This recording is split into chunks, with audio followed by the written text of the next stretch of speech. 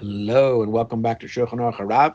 We continue in Hilchos, Netilas, Yadaim, Siman Kuf Samach Beis, and we pick it up with Sif Yud. Afilu Noga Bo Yad She'enu Tula Klal. Even if the hand that was touched by the hand that had not been washed was touched by a hand that also had not been washed at all. Bain Shahaya Yadai Bain Yadai Shalacher, whether it was this person's own hand or someone else's hand, Shalay Nata Yada who didn't wash his hands. Harei Hamam Shala Mismatamim Miyad Hatmeya Shenagabahem. That hand that it came in contact with that the water's on it, it becomes tame from the other hand that touched it. Then you have to put a second pouring on it again. If you only put the first pouring on it, there's no way to fix this up. You have to either dry it completely, or you have to dip it in a mikveh, which is probably not going to be too practical. And also the hand that has not yet been washed also cannot be fixed unless it's completely bone dry. Because it also became tame with the water from the other hand, which was tame.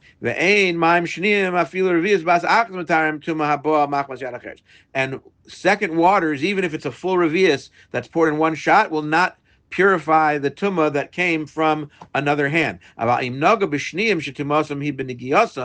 However, if it came in contact with the second hand that touched the water from the second pouring on the first hand becomes impure when it was touched, then you don't have to dry it, right? So the second hand touched water from the second pouring on that first hand through water.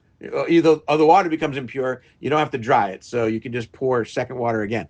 Ukavarni's bar, it's already been explained, that if it's one revius in one shot, then you can be lenient and say klal,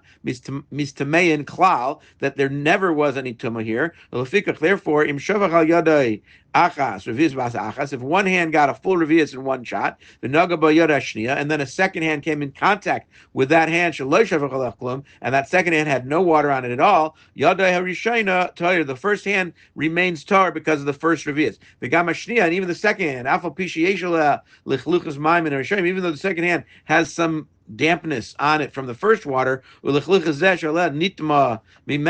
that moist area will become tame from the hand that it came in contact with because it's not been fully washed. It doesn't have a full revius on it. Nevertheless, that hand can still become tahor from first pouring and second pouring, or a full revius that's poured on it in one shot. Because the tumah is from that hand itself, it's not from the other hand. However, if on the second hand you only put the first pouring was less than revius, and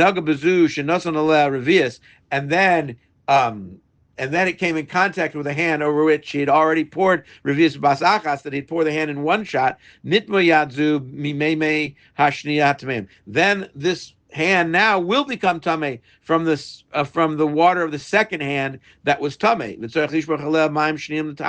you have to pour second pouring on it again to purify it. Because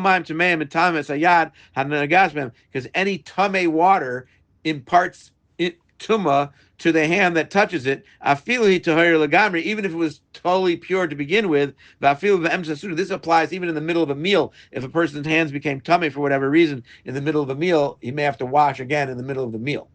Have a great day.